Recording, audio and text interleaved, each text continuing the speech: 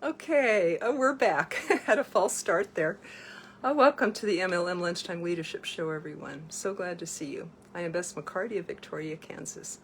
And this show today is with the book No Limits by John Maxwell, and we're on the chapter on creative capacity.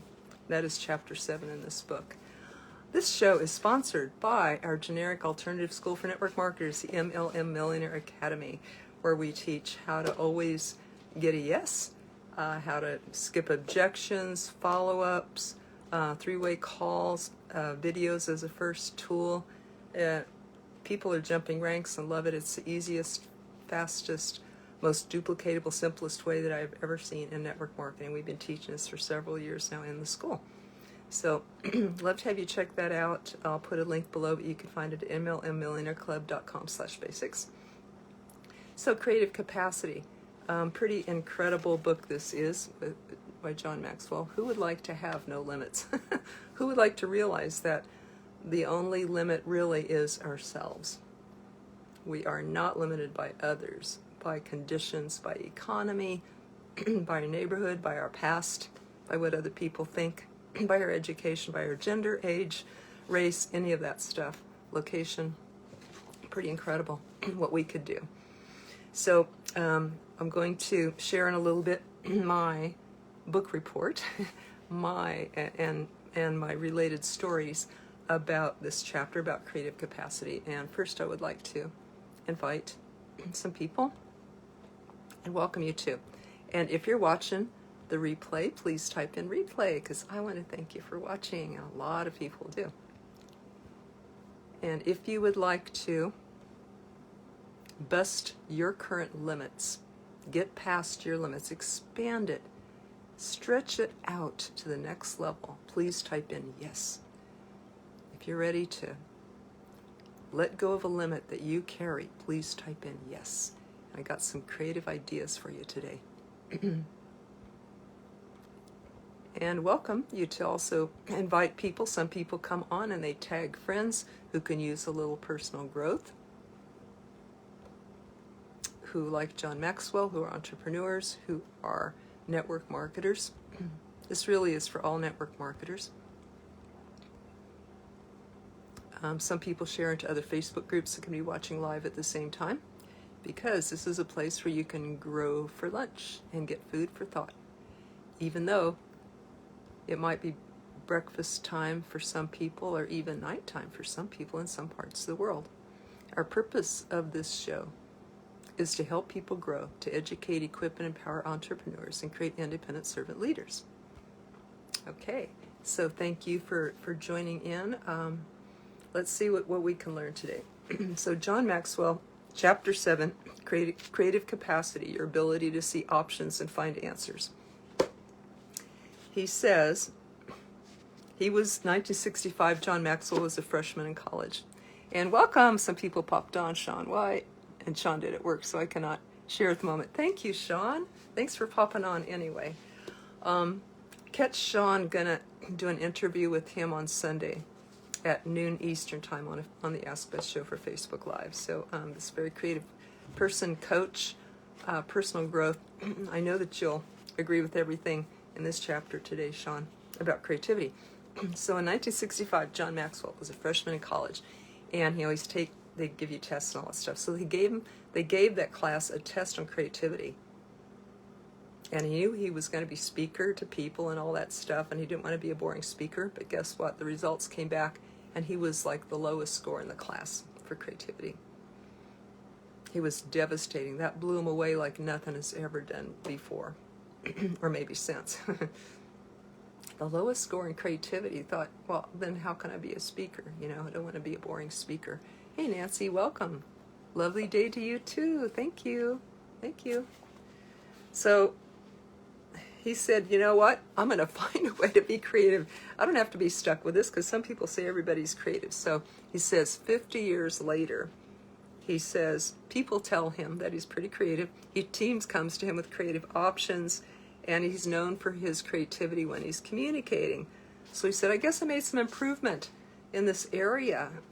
He says developing creative Creativity can greatly improve your life. It gives you the creative confidence to make better choices and find solutions to problems that seem impossible, and allows you to collaborate with others and improve the situations around you, and gives you the courage to approach big challenges. So he gives here 8 keys to developing creativity. I think they're incredible. He says, novelist Madeleine L'Engle says, all children are artists, and it's an indication of our culture that so many of them lose their creativity, their unfettered imaginations as they grow older. We know that, right? Schools are made, and jobs want you to follow directions, color in the stay within the lines, and stay in line, and don't make waves, because some things can run smoother, so they can, automate things and control you. So creativity is definitely not encouraged in school. There's no time for it. There's no room for it. It's more convenient to have everybody be cookie cutter rather than individuals. But as a result, we lose so much in our society. The price is huge. The price that we pay for cutting our creativity is huge. People become number. And people become the same, boring, I guess, as John Maxwell says. And welcome, Shyla. Thank you for being here, everybody. Thank you for the likes and loves. Thanks for saying hello, because then I know you're here. And talking about creativity, John Maxwell, no limits. This is how to throw the limits off. This specifically is 8 keys to throwing off your limits by creating more creativity. So number 1, believe there always is an answer. And that's the message that I give on every Ask Beth show that I do on the weekends. That there is a solution to every problem. There always is an answer. And if you dream it, then it can be achieved, even if people tell you it's impossible. So he says there's always an answer. The word reactive and the word creative have just about the same letters. The only thing is the C is moved around. And he says, practice asking yourself, instead of can I, how can I? And it was Amazon founder Jeff Bezos who says, I'm an optimist. I've been told, Jeff, you're fooling yourself. The problem is unsolvable. He said, but I don't think so. It just takes time and patience and experimentation. From thinking, is there an answer, to what is the answer? And that's what happened to Henry Ford. He told his inventors in the factories, invent this Model T car. And they all said, it's impossible, it can't be done. He goes, I don't care, go back and try again. They came to him like a year later and said, can't be done. He said, go back and try again. And a total of 3 years later, they created the Model T. I thought that was phenomenal, to have a vision and to hire people to work for 3 years toward that vision and not accept that it was impossible. Find a way. You find a way. Keep working. Even if it takes 3 years, a team of people, and I'm paying all these people. Wow. So believe there is always a way.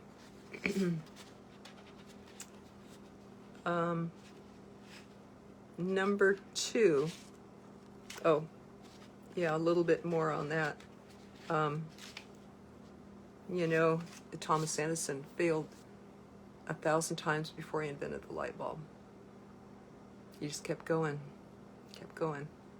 Like a child that falls down, they can't find a way. Big deal. They just keep going until they do find the way, And, John Maxwell does tell this really cool story in here I have to share with you. He goes to this, I'll kind of paraphrase it here, but he was on a tour in Australia with his wife. Thank you for the likes and loves. I really appreciate that. I love you guys too. So John Maxwell's on this tour in Australia. They rent a tour bus. He's with his wife and another couple. And they're going along in this tour bus, and then they pass the stadium where they're going to hold an Australian Open.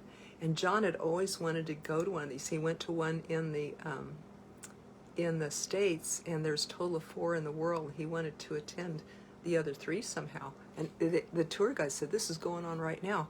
And John says, right here. And John says, stop the bus. I want to get off. And the tour guide goes, do you have a ticket? And he goes, no. And she goes, well, they're all sold out. And usually families hold these for generations. You know, they're really prized tickets and you just can't get a hold of one. But John wasn't daunted. He said, all the same, I want to get out. And the tour bus said, shall we wait while you find that there's no tickets to wait for you in here in the bus? He goes, no, go on without me. And I'll text you when I leave and get home and get back to the hotel and everything. So he goes in there and welcome, Mual. Glad to see you. Welcome. Both of us know more about each other's if you don't. Sure. And a good way is to read each other's Facebook profiles. So you'll meet neat people here. So, okay, John goes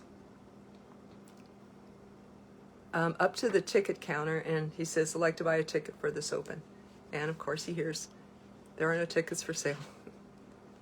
And John looks around, he sees people, like, you know, hundreds of people inside this fence, and he goes, do all those people have tickets? And she said, no, most people in there have bought a $30 pass to be able to watch the open on a big screen. So he said, I'll do that.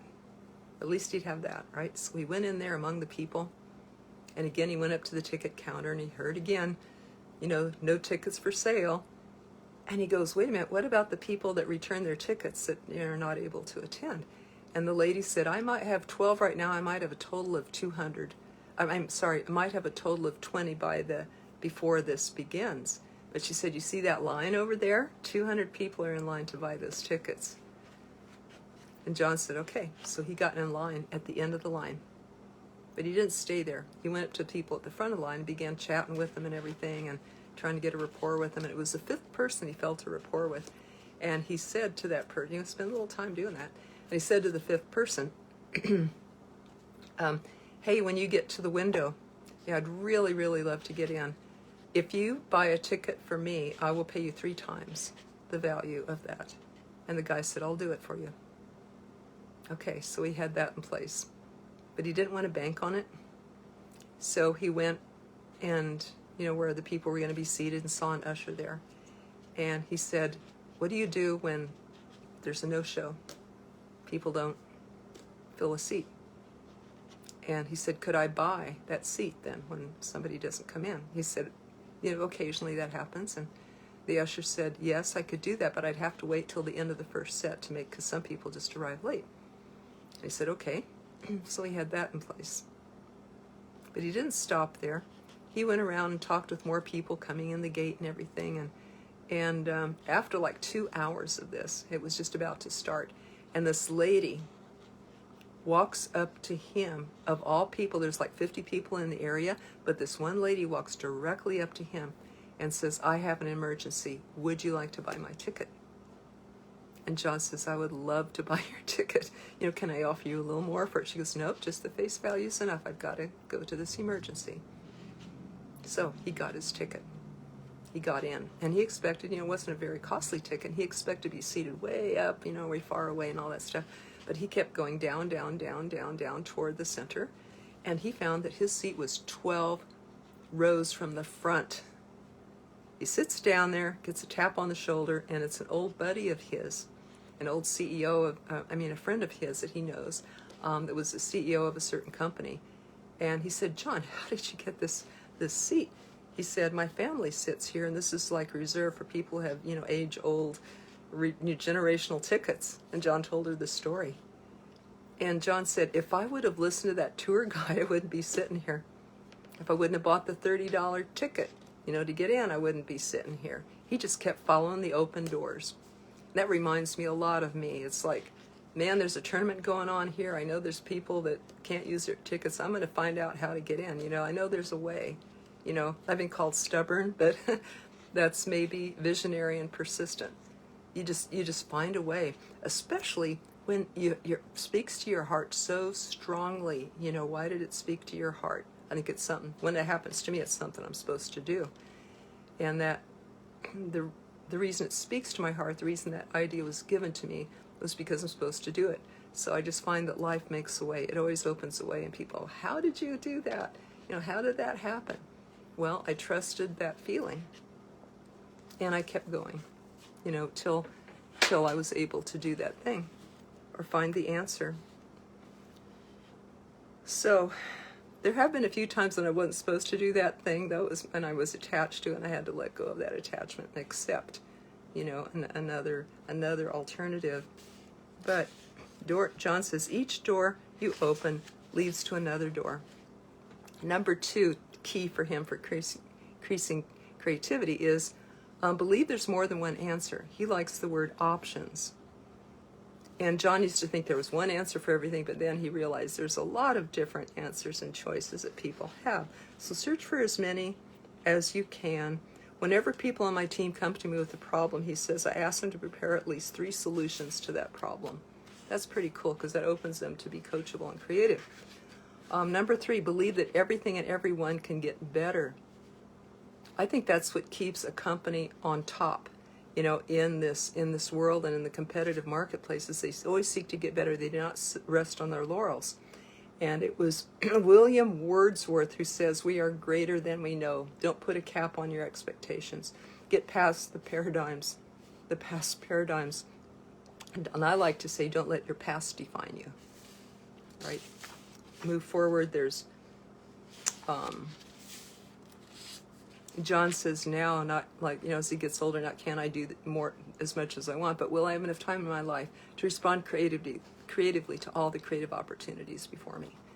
Number 4, I understand the questions help me to be creative. Questions always spur creativity, he says. Why? Because you explore and you seek out. So like his favorite phrase is what if? And he says sometimes that leads to breathtakingly creative answers. And these are the questions to ask is how can we make things better? Anytime we're successful, do not rest. John Wooden always, said, how can I make my team better every day? And I know people have marriages like that. They seek to always make it better. They do not rest and let it get stale. Another question to ask is, what can I do to become better? John says, I've reinvented myself 5 times. And he speaks on success, personal growth, leadership, relationships, and significance. And then you ask, are the right people at the table, at the idea table with me? He said, you want people who prepare, who dream, are tenacious like you, and it's in the second hour that the creative ideas come out. Another good question to ask is, how can I connect with things creatively? I think that when we put things, inventing something new is just putting things together that haven't been put together before. He says, connect ideas with one another and also connect it with what I know that I'm doing. He says, Steve Jobs says, creative people didn't really do it. They just saw something and they connected things. Number 5, tip for becoming more creative is be comfortable with half-baked ideas. Don't keep them to yourself. Be able to tell somebody and kind of brainstorm with them. And so when you expose an idea, even if it's not finished, to the right people, you get their different perspective, and then you expand an idea beyond what you could yourself. He says that makes you more successful, gets you more practice with creative ideas, and also we become more creative with our misses. In other words, it's okay to fail, and you keep going. The biggest single variable of whether or not employees will be creative is whether they perceive they have permission to be creative and to have things flop or to fail. Number 6 tip from John to be more creative. I'm willing to let go of what I embraced yesterday. Nothing that worked yesterday will work today because things change. We have to let go of stuff. It's easier to let go of something if you're going to get something better, but people usually cut their losses too late. Excellence is possible only with creative dissatisfaction. You can't fall in love with structure. In other words, it needs to shift and change. And we outgrow it, right? Businesses outgrow it. Number 7 tip, I ask creative people to ask me, to help me. And these people should have, this is his checklist: fluency, flexibility, elaboration, originality, complexity, boldness, imagination, security, values. Number 8, I give myself creative retreats. We know that we recharge and the best ideas come when we're still, right? So I always have my creative spiritual time, I call it, when I can tap into something higher. Gives me ideas that I haven't thought of before. So I'm going to make time for this. Creative capacity questions. When it comes to problems, challenges, and obstacles, do you believe there's always a solution? Do you find it difficult or easy to let go of old successes and solution? How could you leverage a stronger faith in the future in order to let go of the past? And last question, are you better at pulling together a group of people to get ideas or retreating in solitude to think? I think this is one of my weaknesses. I'm so used to doing things myself that I am working to think more as a team, and how much more exponentially that I can learn and do and achieve with a team. What could you do to improve in the area where you don't currently do so well? So I'm going to, mastermind groups and enlisting people to work together as teams is some of my goals. Tomorrow is Chapter 8, Production Capacity, your ability to accomplish results. And Jeff and Brandy will be presenting on Jeff's page, and both of us share this Facebook Live into the MLM Lunchtime Leadership Show Facebook group. That is where you can find the replays, Jeff's cliff notes on these, and when you join, you can also request a free ebook of John Maxwell's. So we welcome you to check out that group, or even join it if you haven't yet. Join in the discussion. There are 600 MLM leaders. That's the MLM Lunchtime Leadership Show. And that group and this show is sponsored by our generic alternative school for network marketers, the MLM Millionaire Academy. So we'd be glad to have you check that out too. I'll post a link below. Thank you for joining today. We'll see you tomorrow for the MLM Lunchtime Leadership Show, 11:30 a.m. Eastern Time, Monday through Friday. Thank you, guys. Bye.